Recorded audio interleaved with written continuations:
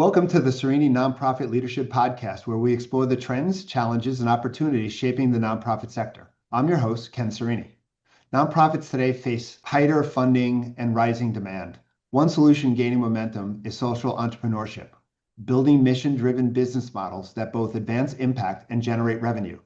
Today, I'm joined by Nicole Ferrara, co-founder and executive director of the Nicholas Center, to unpack what this means and how nonprofits can do it successfully. Nicole, first of all, thank you for being part of this and thank you for being here. Thanks for having me, Ken. I know that this is going to be packed with incredible levels of information, so let's just kind of dive into this.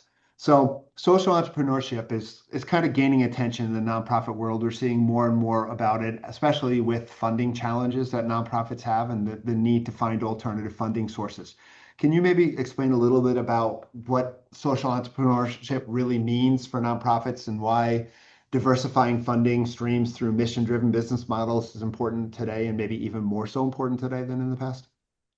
Sure. So, I guess a general definition of social entrepreneurship would be developing a mission-driven business venture that can generate and earn income while directly advancing an organization's social purpose or mission.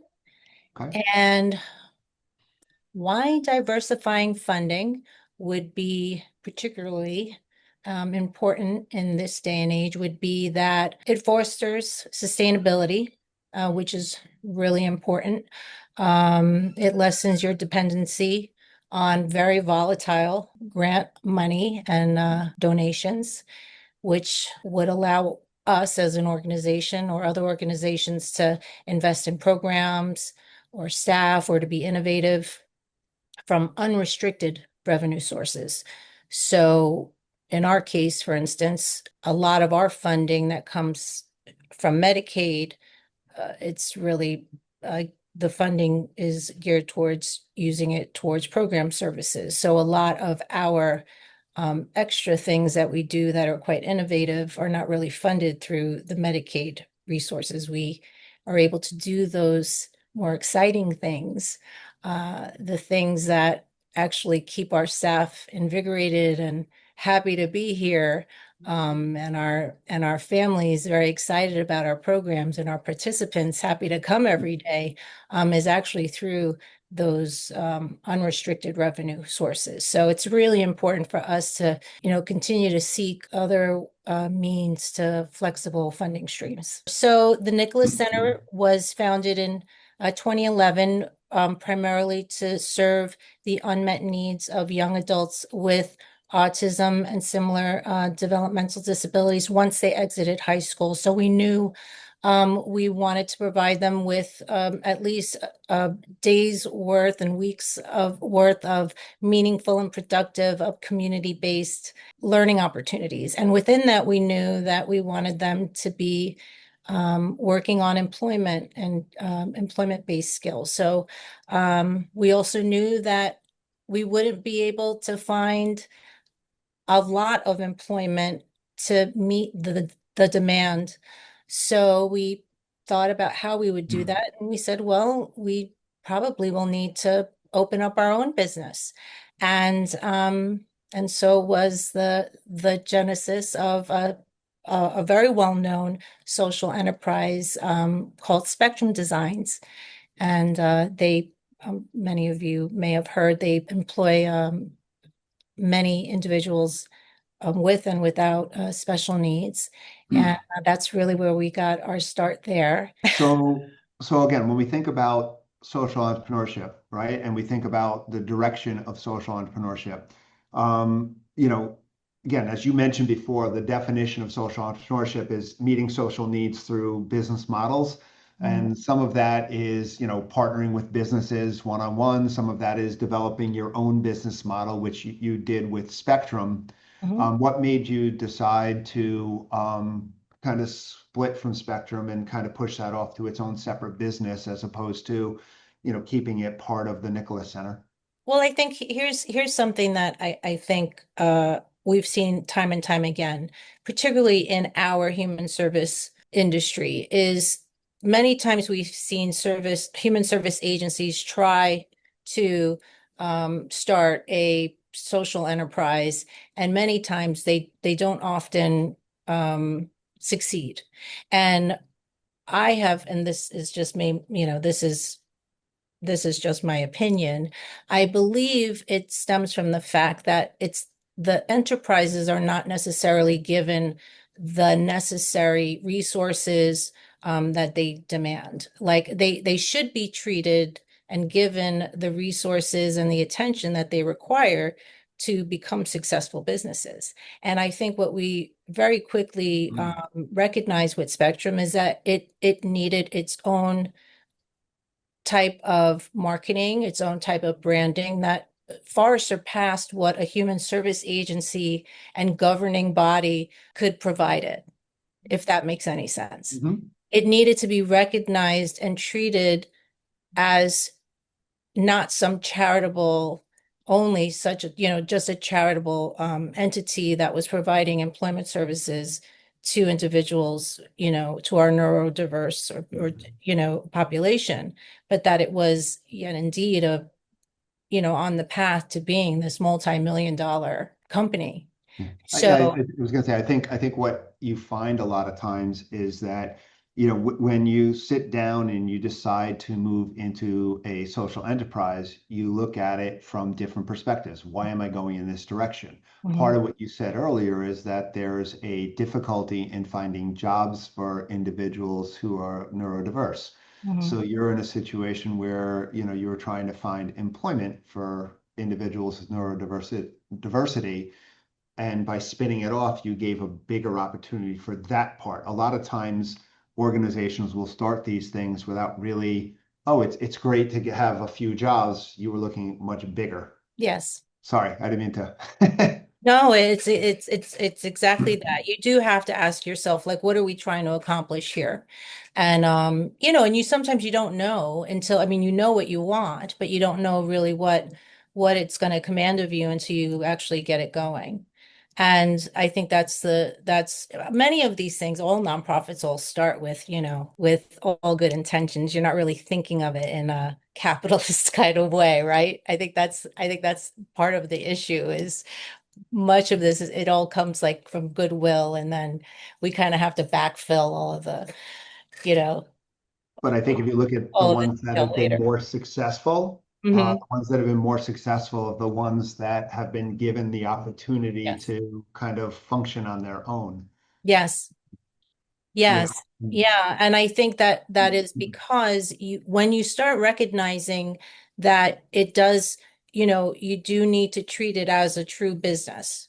You have to give it the resources that it needs. It needs the staffing that it requires. It needs the marketing and the branding.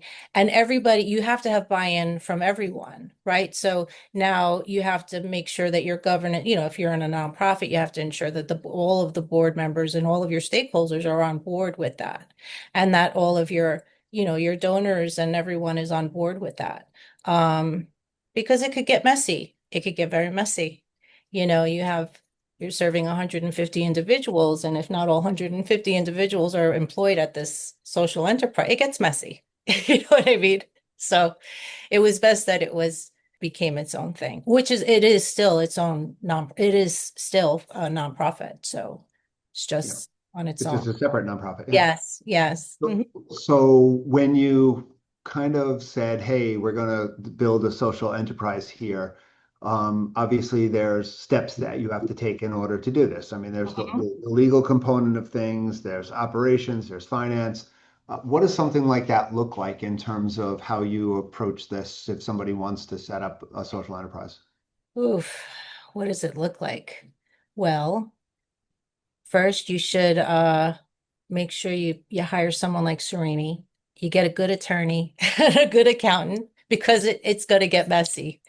Um, in all honesty, once you've determined, what you've decided to roll out, and you recognize you're going to be making some money, you really should work out all of your legal and tax questions, talk them out with with an accountant and tax professional, legal professionals before you start moving forward, because versus dealing with them and dealing with all the unknowns and labor laws, and there are many of them.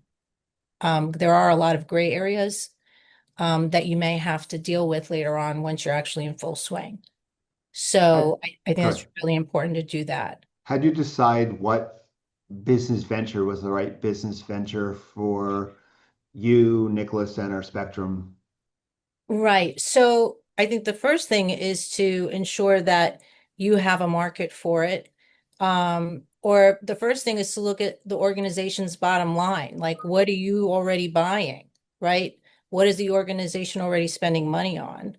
And can you make it yourself or buy it yourself? I'll give you another quick example. Even here at the Nicholas Center, we were spending a fortune. Our staff was spending a fortune in snacks and coffee and all that. So we opened up a cantina, and now we're making, several $1,000s a week in coffee and snacks. And we started a business in-house, and all of our local, offices and community businesses buy from the cantina versus from, unfortunately, the local deli. But anyway,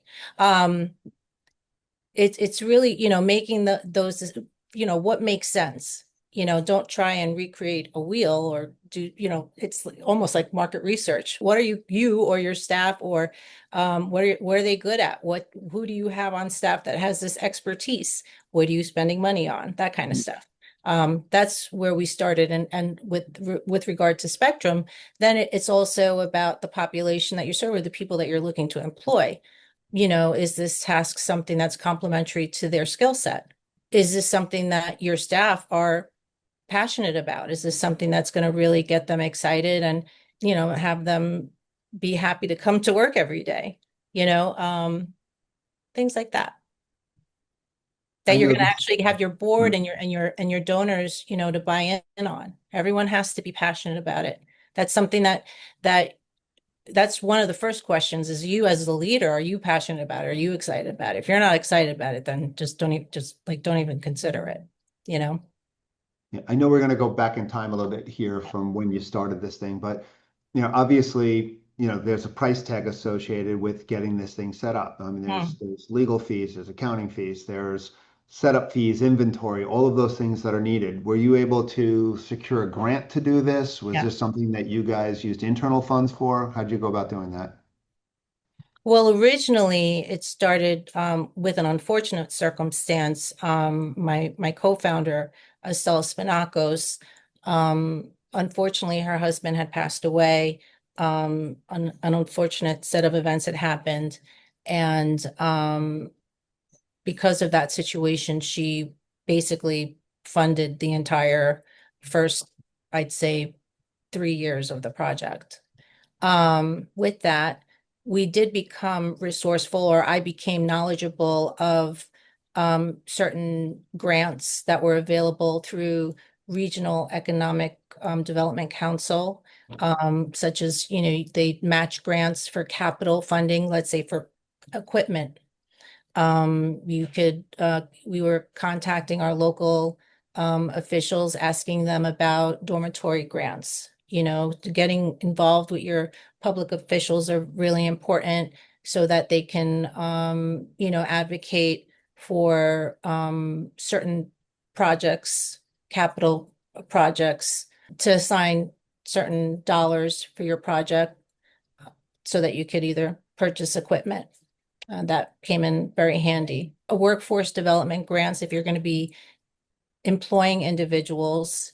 The Department of Labor was also another avenue that we secured grant funding from. But that in itself takes another, skill set, that it's either a learning curve that someone on your staff is going to have to learn to, champion. It's a huge administrative task that the organization is going to have to learn, but it definitely delivers. But it does produce a significant amount of funding that has allowed us to, either purchase equipment, hire additional staff. We wouldn't have been able to do any of that. We wouldn't have been able to do any of this without that additional funding. I mean, that's just the truth. We needed to get that additional funding through our very generous state programs. I mean, there are, as you said, there are certain legislative grants where they give one-time legislative grants. Yes. There's also private foundations that do provide some sort of support for these types of things, but it's only going to be short-term support. They want to see sustainability and the ability to stand on your own 2 feet and everything else. 100%. Yeah. We've seen a lot of these, especially in the IDD world, a lot of these social entrepreneurships kind of spring up, but then fail. Mhm. What do you think has made you guys successful in this arena when others have like opened up coffee shops or bakeries or whatever and just haven't been able to succeed? One of the things I think we do really well is we really work hard at becoming part of the community. We give to the community like no other. We become part of the fabric of the community so that when we do start a business venture, the community responds to that very excitedly. So whether we had opened up the second business that we had assisted Spectrum with was with the laundromat. And now the next business that we just started not too long ago was the chocolate shop. And they respond favorably because we are community stewards. We're always giving back. We're helping other nonprofits deliver their mission. So I think at least in this particular community where we are in Port Washington, we have over the past 15 years, it's been a very reciprocal relationship. We're not, we're actually out there every single day assisting other nonprofits. So I think that's part of it. The other part of it is why are we successful? Is we have a wonderful donorship of families. Our families are satisfied because their children are satisfied. Their participants are participants. I call them children, even though most of them are young adults. And they're happy because our staff are happy. Our staff are happy because it's all it one thing has to do with the other, right? Because we're so committed to being innovative.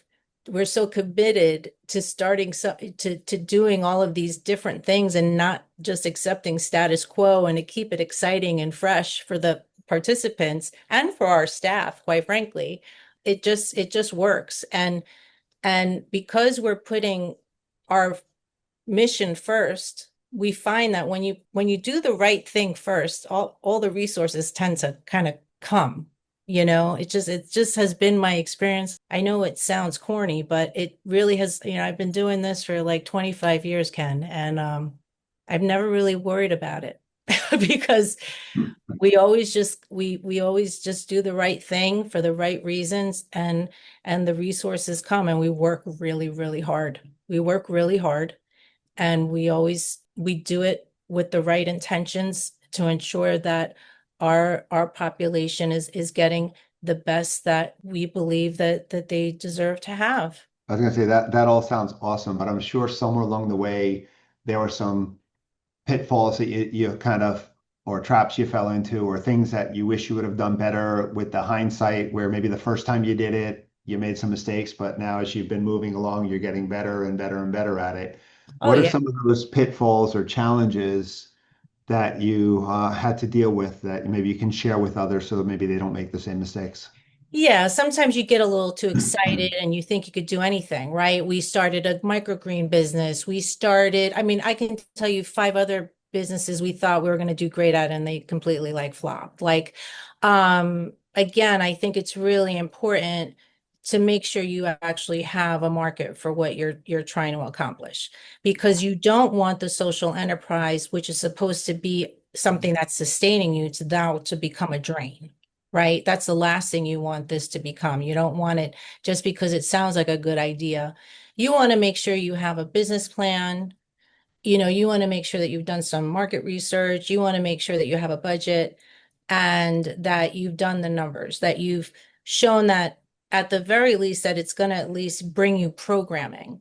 So in our industry, if we can develop a program, a social enterprise in my world, in our world of is leverage. It's leverage for us because if we can develop another social enterprise, for us, it brings in a different revenue stream, say school districts. School districts love our social enterprises because they struggle with finding places for their kids to, right? So school district contracts are great revenue stream for us, that it's not Medicaid. So when they see us innovating and having different opportunities, it's leverage. So it's not only about the revenue that comes out of the actual enterprise, it's also the leverage you get because you get grant funding because you're innovating in a specific area. We started a pantry program, and because of that pantry program, we received a very generous grant from the Stephen and Alex Cohen Foundation because they're very, very philanthropic to pantries and food insecurity. Whatever you're doing, you can't just think of it as, oh, this thing is going to generate revenue. You have to think of the different stacking. You have to think of all the different ways it's going to leverage funding for you. Does that make sense? Yeah, so part of it then is understanding collaboration, partnering, and all that other stuff, which we've Yes. talked about in the past through these podcasts. But it's that partnering aspect of it and knowing what your donors are looking for and what they'll support also as part of this. Yes. And the other thing that I will say that can be an issue, and we did find this to be it did happen at one point is, and you would think it's a good problem to have, and it was, but it was also a scary one to have is when we started to take off, we didn't have the workforce to keep up with the demand, right? So at one point we had a lot of orders coming in and we didn't have the workforce. And again, in our field, we have a vulnerable workforce. So you absolutely couldn't use a vulnerable workforce to, produce product. So now we're having staff. You have to be prepared for anything, and you have to be very careful when you are employing a vulnerable workforce, especially if you're also in that venue delivering services. Mhm. So if you're delivering services within this venue, let's say you're not only employing individuals, you're also using the venue as a place where individuals are getting, say, training. It's not a place of employment, but they're getting work training. You have to be very, very vigilant with that exchange of service to ensure that you are complying with New York State Department of Labor laws. You have to make sure that you're not taking advantage of the goodwill of these volunteers in this social enterprise. So it's really, really important. Yeah. But it can happen where like we have this beautiful chocolate shop that we opened up last December, and wow, I mean it's busy season is upon us, and we're already thinking, how are we going to staff this thing during the holidays? So you have to think about it. These are, So, seasonally. so when you think about the goals that you established Mhm. when you set up these social entrepreneurships, do you feel that these are reaching those goals? And if so, how or why? Yes, I think for us they are, because we're very conservative when we are setting these goals. We're not looking for these particular enterprises to be, to cover a huge gap, or at least not quickly, very quickly. If they make up a small portion of our shortfall, we're happy, but we're not looking at them as a significant revenue stream, at least not at this point in time. So we're very conservative when we first start off. One is we always make sure that they're covering, their own expenses, then that they're covering the facility charges, that they're, that they're occupying the facilities that they may be occupying. So for us, as long as we're not only covering our expenses, but then maybe we try to aim for 10, 15% increases in revenue of that particular part of the budget of that particular program. So we're always looking for growth, maybe not exponential growth, but any bit of growth to us is success. And that would include employment. If we see that we're able to employ 3 individuals, to us, that's success. Yeah, but our measure of success may not be as, as it's all relative What to what us, we're when hitting you our goals. so Yeah. when you're starting up a new business, in order to ensure the new business's success, right? You Hmm. have to have a certain amount of cash available in order to cover expenses until the business can run on its own. Is there a formula that you have in mind when you think about that? Is it 3 months, 6 months, 9 months, a year? What are you typically thinking about in terms of that cash flow before you say, okay, I need to kind of pull the trigger on, or like kind of pull the plug on this thing?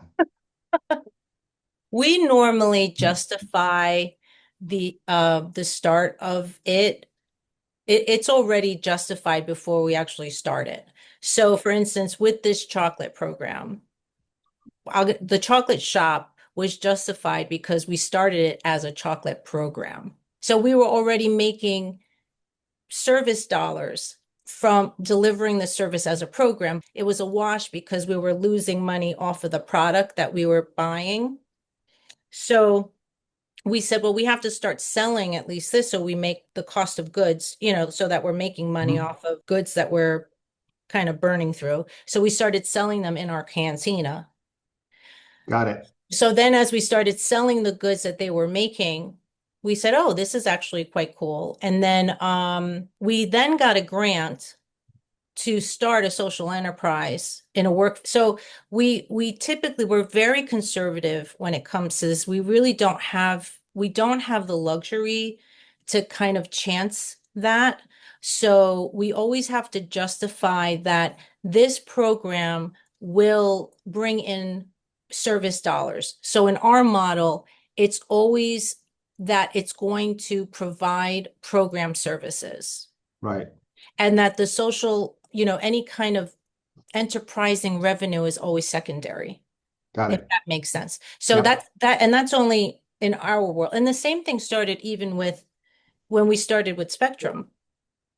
What was always our core services was what was most important. And if we happened to get like a bar mitzvah or a sweet 16 to make 12 shirts, like it was secondary. Right. Do you get what I'm saying? And Yep. and then it kind of grows from there. Next minute, you're getting 100 shirts you got to do. Now you got to do 300 shirts, and now next thing you know, you're doing like 1,000 shirts for the MTA. One story, one final question. So Yeah. the story is we did order some shirts from Spectrum. And after we ordered the shirts and they had produced them, one of the parents had called me up and thanked me for placing the order. And she said, because of the order that I placed, her son felt important. He felt gainfully employed and everything else. So that little piece there is something that's really important because that's what helps to encourage people to come back and to Right. reorder. So that's a really cool aspect of what you guys do that if other people aren't doing it, they should really think about how to kind of, show the impact through a simple phone call. Oh, I love that. I love that they're doing that. I am very proud to say that I am co-founder of Spectrum Designs. I unfortunately don't have much to do with their daily operations, but I'm very proud to know that they continue to grow and do such a fantastic job of maintaining, what we all set out to do. And that is, I love that. I love that they're making those phone calls still. I love that. Last question, we're pretty much out of time, but I want to ask one final question. We'll try to Yeah. keep it short.